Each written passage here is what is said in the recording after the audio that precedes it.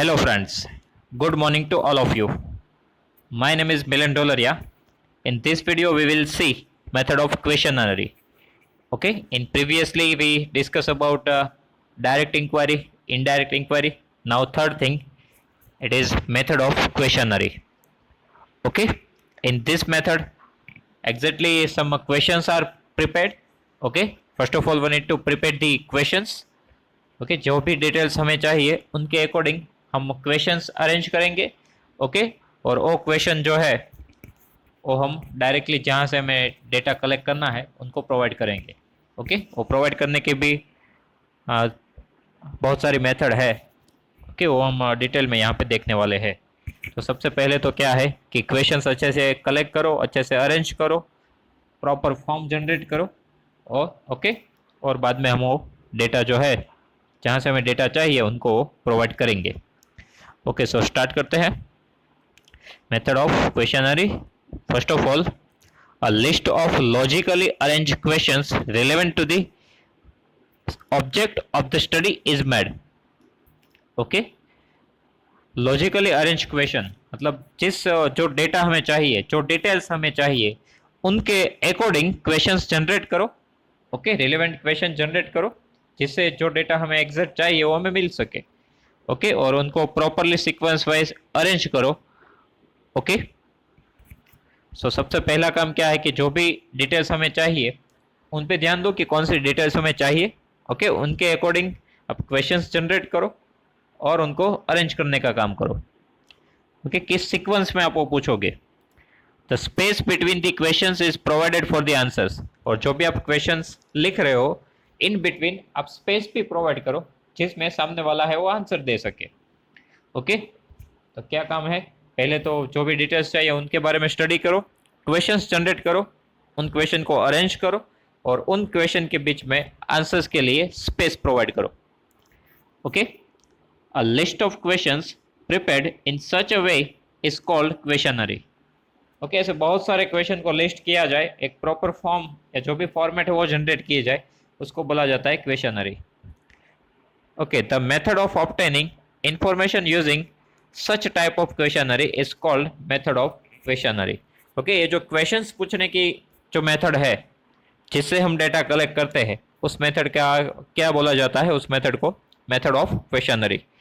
Okay so इसमें हमें questions पूछने हैं, क्वेश्चन पूछ पूछ के डेटा कलेक्ट करते जाने हैं। Okay the question in the questionnaire should be short and simple so that respondent can understand the question and easily answer them। ये बहुत ज़रूरी चीज़ है इस मेथड के लिए कि क्वेश्चन है वो पहले तो कैसे होने चाहिए, शॉर्ट होने चाहिए। राइट हमें भी पता है कि हम कोई बड़ा आर्टिकल देखते हैं तो सीधा ही इग्नोर करते हैं पढ़ना। राइट इसीलिए शॉर्ट होना ज़रूरी है क्योंकि जितना शॉर्ट होगा उतना ही लोग देखना पसंद करते हैं। अब ये जो वीडियोस बन रहे हैं वीडियोस में भी ऐसा है, डायरेक्टली हम कोई वीडियो देखें कोई स्टडी का 1 आवर का वीडियो हो तो हमें थोड़ा देख के हम छोड़ देते हैं। राइट 30 मिनट हो फिर भी ऐसा होता है, बहुत सारे लोग पूरा नहीं देख पाते, बोरिंग हो जाते हैं। 10 मिनट्स का हो तो सबसे ज़्यादा चांसेस है कि पूरा वीडियो देखा जाए। वैसा ही कुछ क्वेश्चंस में भी है। राइट बहुत बड़ा क्वेश्चन हो तो पढ़ने में ही बोरिंग हो जाएगा तो फिर आंसर देना लोग छोड़ देंगे। इसलिए जो भी आपको डेटा चाहिए उनको इन शॉर्ट क्वेश्चन में कन्वर्ट करो। ओके और वो जो लैंग्वेज आप यूज़ कर रहे हो क्वेश्चन पूछने की वो भी बहुत इजी होनी चाहिए, जैसे सामने वाला इजीली उसको अंडरस्टैंड कर पाए। ओके यदि आपने कॉम्प्लिकेटेड लैंग्वेज में कोई क्वेश्चन पूछा तो सामने वाले को समझ में ही नहीं आएगा कि क्या पूछा गया है, तो आंसर कैसे देगा। Right so it is very necessary that और question should be in proper language. Okay proper language में होना जरूरी है जिससे वो समझ पाए और उनके जो आंसर्स आप पूछ रहे हो उन पे भी ध्यान देना पड़ेगा कि जिस टाइप के आप क्वेश्चन पूछ रहे हो ऐसे क्वेश्चन मत पूछो कि जिनका आंसर बहुत लंबा जाए। ओके शॉर्ट में आंसर मिल जाए वैसा ही आप क्वेश्चन जनरेट करो तो लोग क्या है कि ज़्यादा से ज़्यादा आंसर देना पसंद करेंगे। अब देखो तो सबसे ज़्यादा लोगों को क्या पसंद आता है, ऑब्जेक्टिव टाइप जो क्वेश्चन होते हैं उनका आंसर देना, मतलब 2 to 3 ऑप्शन प्रोवाइड किए गए हो। राइट उसमें टिक मार्क करना हो तो सबसे ज़्यादा लोग वो पसंद करते हैं, उसमें बोरिंग भी नहीं लगता और फटाफट हो जाता है और डिटेल्स भी कलेक्ट हो जाती है। ओके तो इन सब चीज़ों का ध्यान रखना ज़रूरी है। The question in the questionary should B short, short and simple होने चाहिए, जैसे so that respondent can understand the question, वो इजीली अंडरस्टैंड कर पाए और इजीली आंसर दे पाए। Okay this method is quite useful when the field or area from which the information is to be collected is very wide। Okay जब बहुत सारे data collect करने हो, उनकी रेंज बहुत ज़्यादा हो, ओके या तो फिर ऐसा हो कि जहाँ से हमें इंफॉर्मेशन कलेक्ट करनी है उनका डिस्टेंस ज़्यादा हो, राइट बहुत ज़्यादा लोगों का हमें डेटा लेना हो, तो हमें पिछले वीडियो में हमने देखा था कि डायरेक्ट इंक्वायरी में उन सब में कि बहुत सारा टाइम लगता है, राइट पर्सनल इंक्वायरी करने में। सो यहाँ पे क्या हो सकता है कि आप क्वेश्चन जनरेट करो, उनके बहुत सारे वेज है जिससे आप इजीली उनको क्वेश्चंस प्रोवाइड कर पाओ, राइट या तो आप कॉलिंग कर लो या फिर कोई मैसेजेस छोड़ दो, ईमेल पे सेंड करो, राइट पोस्ट से सेंड करो। तो इन सब चीज़ों से क्या है कि एक बार आपने क्वेश्चन जनरेट कर दिए सबके लिए, और यूनिक इन्फॉर्मेशन जो आपको चाहिए तो यूनिक आपने क्वेश्चन जनरेट किए है, सभी लोग उसके रिगार्डिंग ही आंसर देंगे, तो डेटा जो इंटरप्रिटेशन जब होगा तो भी वो इजी रहेगा, ओके डिस्ट्रीब्यूशन भी इजी रहेगा। तो इसमें क्या करना है, जब भी एरिया ज़्यादा हो तब आप क्वेश्चन जनरेट करो, और उन क्वेश्चन को वहाँ तक पहुँचाने के तो बहुत सारे वे है, ओके सो इजीली वहाँ तक पहुँच भी जाएंगे और हमारा डेटा है वो कलेक्ट भी होता जाएगा। Since there is a considerable saving of time and cost in this method, it is most economical method of inquiry।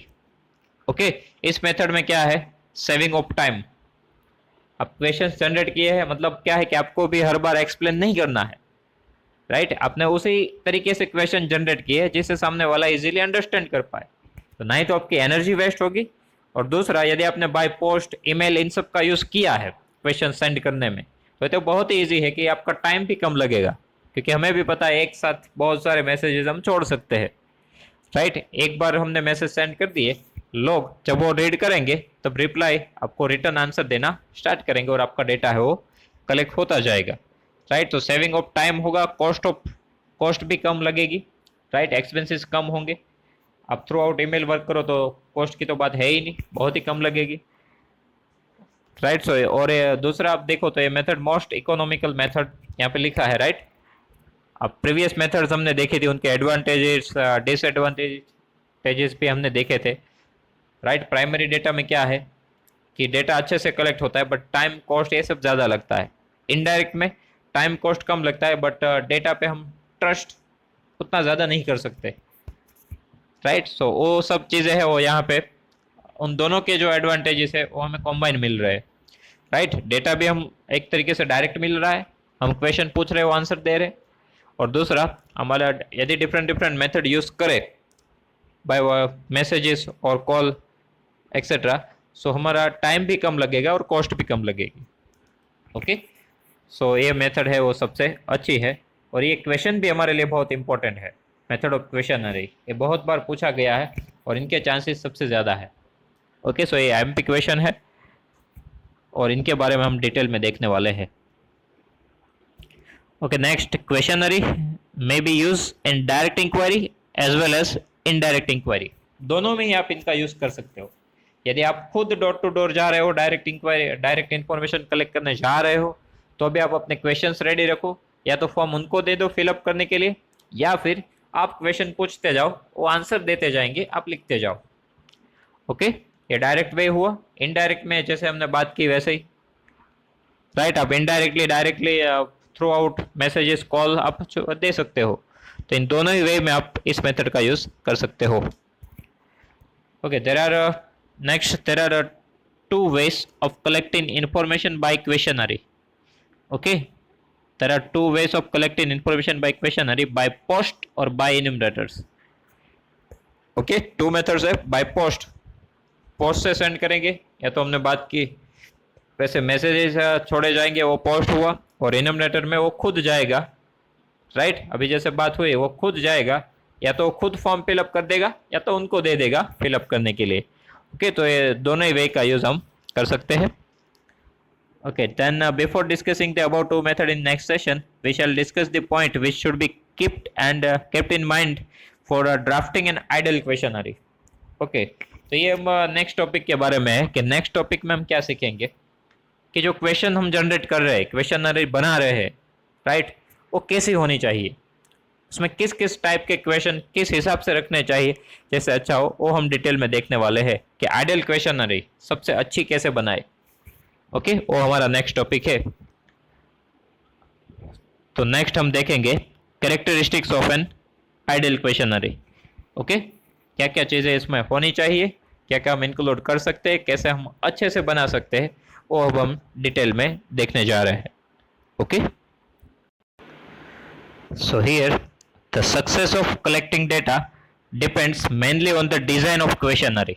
Okay, जो आप क्वेश्चनरी उनको प्रोवाइड कर रहे हो, तो सबसे पहले इंपॉर्टेंट चीज़ क्या है कि डिज़ाइन। डिज़ाइन है वो एट्रैक्टिव होनी चाहिए, राइट, अच्छी होनी चाहिए ताकि सामने वाले को पसंद आए और वो अच्छे से आंसर दे पाए। ओके, सो डिजाइनिंग सबसे पहले अच्छा होना चाहिए। Well design questionnaire is known as ideal questionnaire. Okay, designing means only not related to design, but design means मतलब लुक तो अच्छा होना ही चाहिए, साथ में क्वेश्चंस भी प्रॉपरली अरेंज किए होने चाहिए, अच्छा सीक्वेंस मेंटेन होना चाहिए। ओके, और कैसे कैसे क्वेश्चन होना चाहिए वो तो हम डिटेल में यहाँ पे टॉपिक बाय टॉपिक देखेंगे। Okay, well design questionnaire is known as ideal questionnaire. इन सभी जितने भी पॉइंट्स यहाँ पे दिए हैं, टोटल 8 पॉइंट यहाँ पे दिए हैं, इन सभी पॉइंट को ध्यान में रख के आप क्वेश्चनरी बनाओ तो वो होती है ideal questionnaire.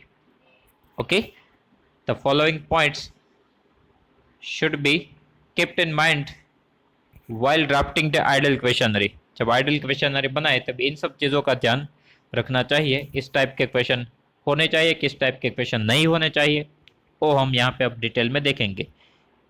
Okay, first point, every questionnaire must have a covering letter or an appropriate title so that the reader gets clear idea about the purpose of the study। जो भी आप क्वेश्चनरी दे रहे हो, राइट, उनका एक अच्छा सा title दिया हुआ होना चाहिए जिससे जो भी सामने आंसर दे उनको सबसे पहले आपका पर्पस क्या है वो पता चले। ओके, सो टाइटल होना ज़रूरी है जिससे सामने वाले को डिटेल्स के बारे में पता चलेगा कि आप किस टाइप के डेटा चाहते हो, किस चीज़ के लिए चाहते हो, राइट, ये पता चले इसके लिए टाइटल अच्छे से देना ज़रूरी है। Second point, number of questions should be as minimum as possible. Okay, number of questions कम होने चाहिए क्योंकि ज़्यादा क्वेश्चन होंगे तो देख के ही आंसर लिखना इग्नोर करेंगे।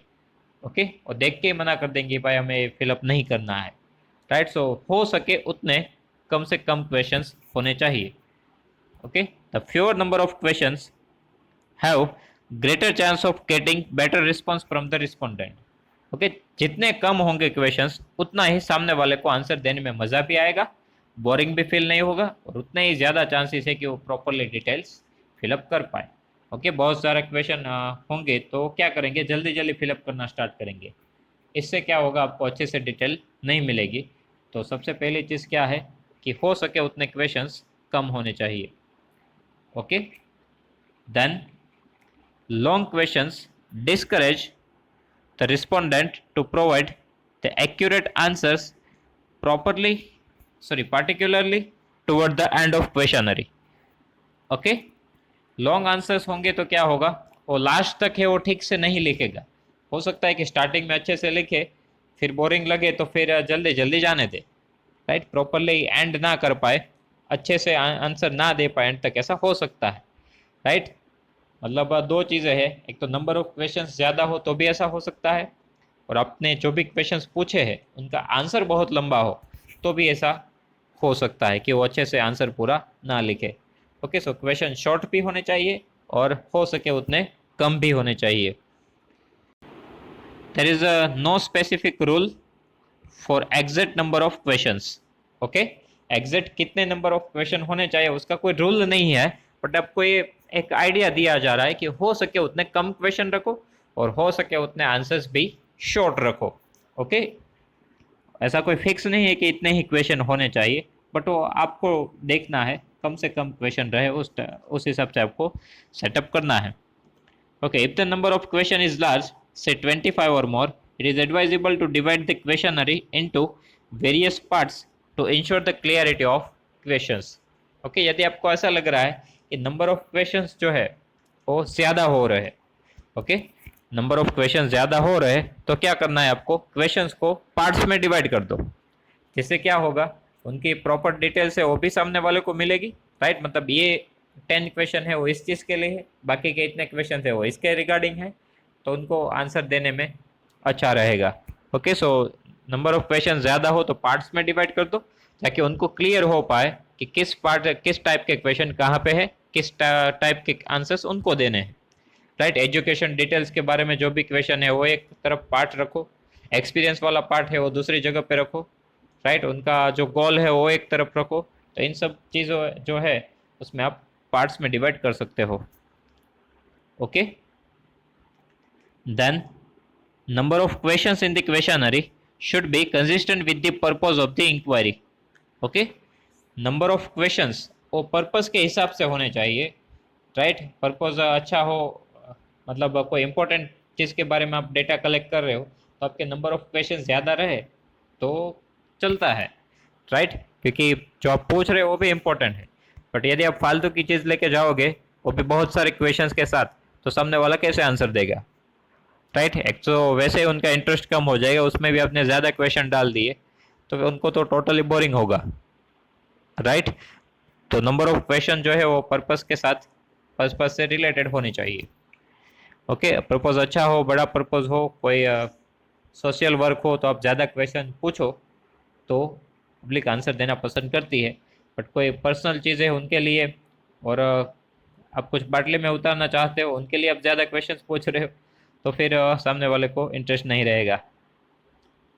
Okay, next number 4, question should B simple, short and understandable.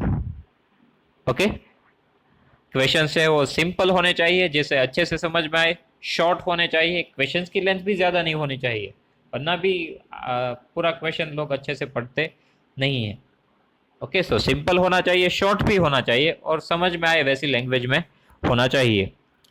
They should not be ambitious and dual meaning. कोई ऐसे क्वेश्चंस नहीं होने चाहिए जिनका मीनिंग उनको पता ही ना चले। ओके, और ड्यूल मीनिंग वाले वर्ड भी यूज़ नहीं करने चाहिए, अदरवाइज हो सकता है कि आपको जो इन्फॉर्मेशन मिले वो रॉन्ग मिले, वो कोई और मीनिंग लेके जाए और उस हिसाब से डिटेल फिलअप करेंगे तो आपको जो रिक्वायर्ड डेटा है वो अच्छे से नहीं मिलेगा। ओके, और कोई क्वेश्चन ऐसा हुआ जो उनको समझ में ही नहीं आया, या तो आपने ऐसे डिफ़िकल्ट वर्ड यूज़ किए जिससे उनको समझ में नहीं आया, तो वो क्या करेंगे, उनका आंसर ही नहीं देंगे, ऐसे ही ब्लैंक छोड़ देंगे, राइट। तो क्वेश्चंस भी ऐसे होने चाहिए जो सिंपल लैंग्वेज में लिखे हुए हो और सामने वाले को अच्छे से पता चले, और ड्यूल मीनिंग वाले वर्ड यूज नहीं करने चाहिए। Okay, for example, if the question is are you educated, ये जो क्वेश्चन दिया है वो कॉम्प्लिकेटेड है, the respondent can not understand the meaning of educated. अब जो आंसर देने वाला है उनको ये नहीं पता है कि कहाँ तक का एजुकेशन पूछ रहा है। आर यू एजुकेटेड मतलब कोई 5वीं तक पढ़ा हो तो भी वो एजुकेट तो है ही ना, किसी ने कॉलेज किया तो वो भी एजुकेटेड है, राइट। मतलब आप किस हिसाब से किस लेवल तक पूछ रहे हो वो यहाँ पे क्लियर नहीं है, आर यू एजुकेटेड, राइट। उसकी जगह पे does it mean the education up to, does it mean the education up to secondary और हायर सेकेंडरी और ग्रेजुएट। ओके, अब कहाँ तक का पूछ रहे हो वो यहाँ पे स्पेसिफाई आपने नहीं किया, राइट। आप चाहते क्या हो कि वो एजुकेशन को इस हिसाब से आंसर दे, secondary otherwise higher secondary otherwise graduate. Okay, तो आपने जो क्वेश्चन पूछा है उनका पर्पज़ ये है कि आप ऐसे आंसर्स आपको मिले, मतलब सेकेंडरी लिखे, higher secondary otherwise graduate, but आपका क्वेश्चन उसके रिलेटेड होना चाहिए। इसकी जगह पे आप क्या पूछ सकते हो, what is your education level. Okay, what is your education level, तो सामने वाला जहाँ तक भी पढ़ा होगा वहाँ तक का वो लिखेंगे, राइट। एंड फॉलोइंग 5 options can be considered for the answers to the question. आप ये ऑप्शंस भी प्रोवाइड कर सकते हो, right, up to primary, up to secondary, up to higher secondary, up to graduate और अनएजुकेटेड। ओके, सो साथ में आप ये ऑप्शन भी प्रोवाइड करो तो ये बेटर रहेगा कि आपका क्वेश्चन अच्छे से समझ में भी आएगा और डायरेक्टली वो लोग टेक करेंगे, उनका भी टाइम कम लगेगा और अच्छे से आपको आंसर भी मिल जाएगा इन शॉर्ट। ओके, सो अच्छे से क्वेश्चन हो वो बहुत ज़रूरी है। The next, the arrangement of the question should be logical. Okay, जो आप सीक्वेंस मेंटेन कर रहे हो लॉजिकल होना चाहिए। आपने पहले कुछ और पूछा, बाद में कुछ और पूछ रहे हो, तो ये सीक्वेंस मेंटेन नहीं हुआ। लॉजिकली आपका सीक्वेंस ठीक नहीं है, वो अच्छे से होना चाहिए। ओके, पहले आपने कोई डिफिकल्ट क्वेश्चन फिर एक फालतू का क्वेश्चन पूछ लिया, वैसे भी सीक्वेंस होना नहीं चाहिए। ओके, सीक्वेंस भी ज़रूरी है कि जो भी डेटा आपको जिस हिसाब से चाहिए आप सीक्वेंस वाइज स्टार्ट करो।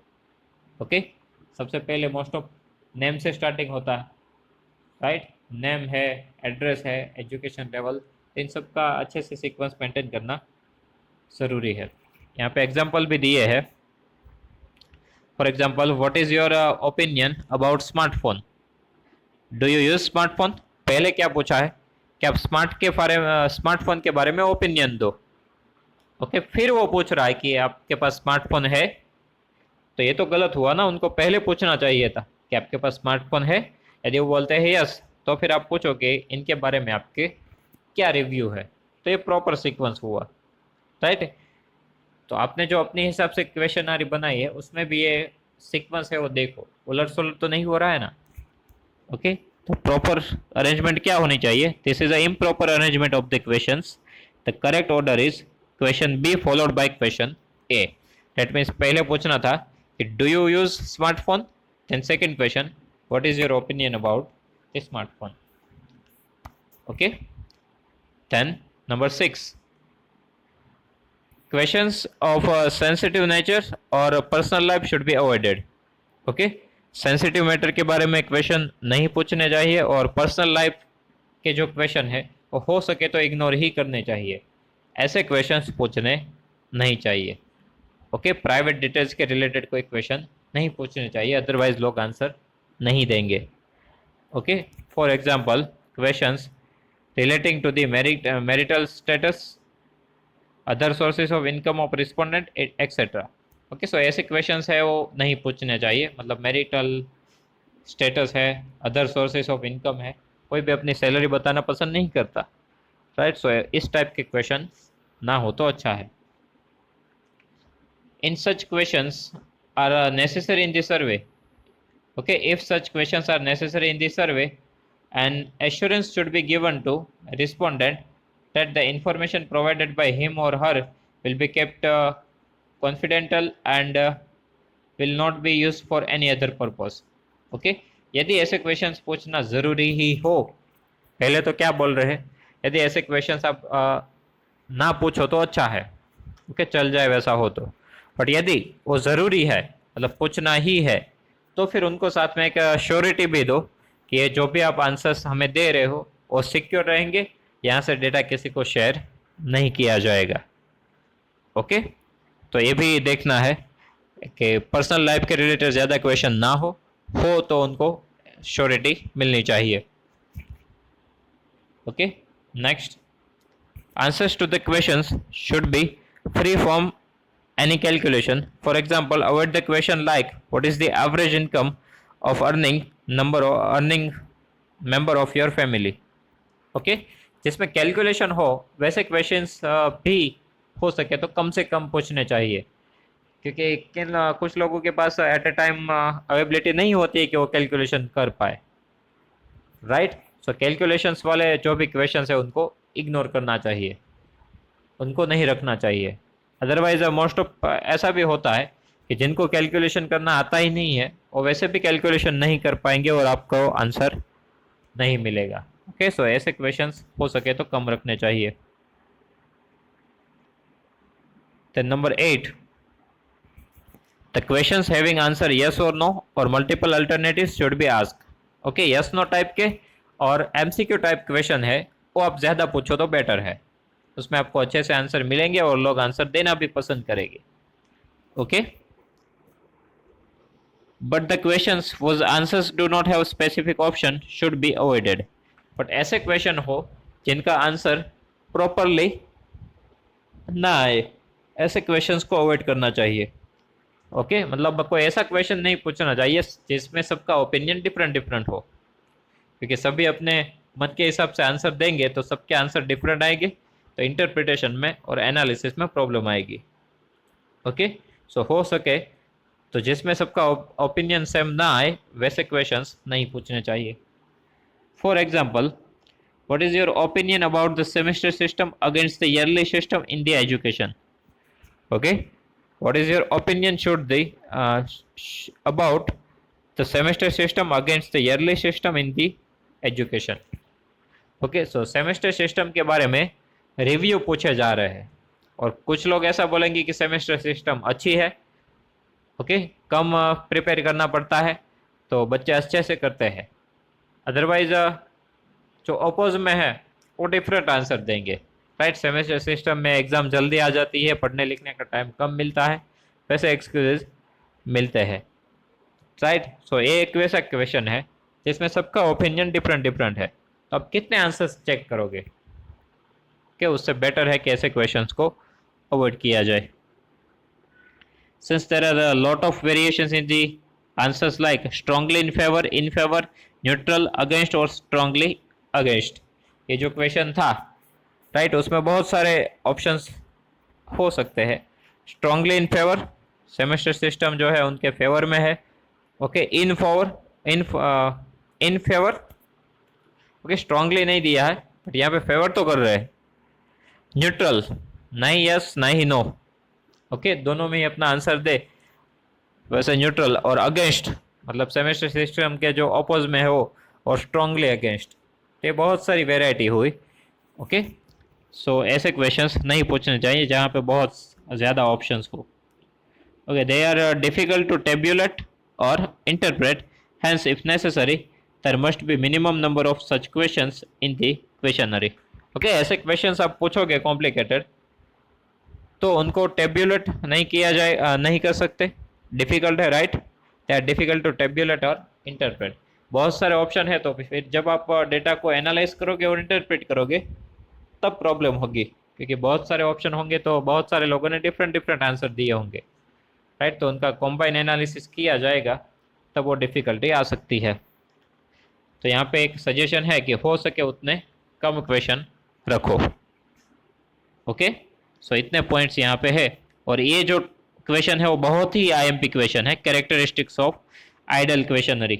ओके, इनके पूछे जाने के चांसेस सबसे ज़्यादा है। मोस्ट आईएमपी क्वेश्चन ये है, characteristics of an ideal questionary. Okay, chapter 1 में सबसे इंपॉर्टेंट ये क्वेश्चन है। तो इन शॉर्ट क्या क्या पॉइंट्स थे? ओके, अप्रोप्रिएट टाइटल होना चाहिए, क्वेश्चंस हो सके उतने कम होने चाहिए, क्वेश्चंस जो है वो पर्पस से रिलेटेड होने चाहिए। ओके, क्वेश्चंस है वो सिंपल होने चाहिए, शॉर्ट होने चाहिए और अंडरस्टैंडेबल होने चाहिए। ओके, देन अरेंजमेंट जो है वो प्रॉपर होनी चाहिए। ओके, पर्सनल लाइफ के रिलेटेड क्वेश्चन कम पूछने चाहिए। ओके, कैलकुलेशंस जो है उनके रिलेटेड क्वेश्चन ज़्यादा नहीं होने चाहिए। Okay, and at last multiple type, yes और नो टाइप, वैसे क्वेश्चंस ज़्यादा होने चाहिए जिससे अच्छे से बच्चे आंसर दे पाए। ओके, तो यहाँ पे एक एग्जाम्पल भी दिया है आइडल क्वेश्चनरी का। A specimen questionnaire for a collecting information of the study habit of 12th standard student of Gujarat state. Okay, किन के बारे में स्टडी करना है? 12th स्टैंडर्ड के बच्चे कितना पढ़ाई करते हैं, स्टडी हैबिट उनकी कितनी है, उनके रिलेटेड एक सर्वे किया जा रहा है। ओके, अब इसमें आप क्वेश्चंस देखोगे तो आइडल क्वेश्चनरी में जितनी भी बातें बताई गई थी उनसे कहीं ना कहीं ये रिलेटेड क्वेश्चंस और सीक्वेंस इसमें होगा। सबसे पहले name of student, then gender, male और female, place, village, district, school name, sorry school government है या नहीं, देन कौन सी ट्रिम में से स्टूडेंट फॉर्म फिलअप कर रहा है। Okay, arts, commerce, science and others, medium of study Hindi, Gujarati और any other language. Okay, and school timing 12:30 to 5:30 right now, right? So that you can do the other task in your free time. Okay, if your school timing is fixed, school का time fix हो जाए तो उनके बाद का जो time है वो आप अच्छे से यूटिलाइज कर सकते हो, राइट। सो स्कूल टाइम यहाँ पे दिया है। और दूसरा क्या है कि स्कूल टाइम जब है तब हम उनको डिस्टर्ब भी नहीं कर सकते, ओके, तो वो भी यहाँ से पता चलेगा। Then how much time do you spend for your daily school homework, daily school का होमवर्क करने में आप कितना टाइम लेते हो, वो यहाँ पे पूछा गया है। Average time spent daily for reading and preparation, daily आपको रीडिंग के लिए और प्रिपरेशन के लिए कितना टाइम मिल रहा है, वो भी यहाँ पे पूछा गया है। मोड ऑफ एंटरटेनमेंट के भी 3 ऑप्शन प्रोवाइड किए रहे, 4। Sports, okay,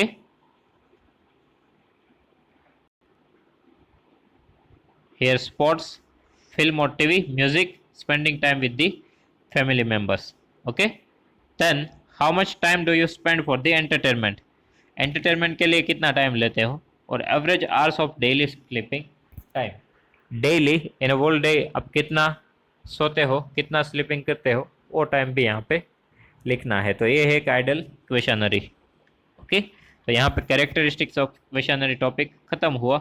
next topic questionnaire by post, वो हम अपने नेक्स्ट वीडियो में देखेंगे। तब तक के लिए कोई डाउट हो तो आप कमेंट सेक्शन में लिख सकते हो, okay. Thank you very much.